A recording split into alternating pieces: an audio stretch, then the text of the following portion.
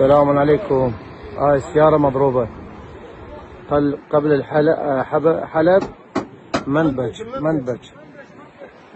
بالدور مال منبج ضربوها، والسيارة لا بها لا عليها، ويعني هذا التانك يم مضروب، ومنه بظهر القمار طلقتين ثلاثة، وهذا منه طلقة طلقتين وطالع راح للسائق. هذا واحد فوقي هذا، وهذا منتجه للسائق. والله الله يستر السائق. وهذا السيارة،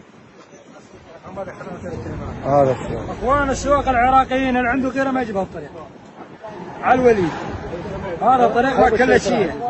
على ابو الشركه لا هو راح ادز له بالشركه، دز له بالشركه. ايه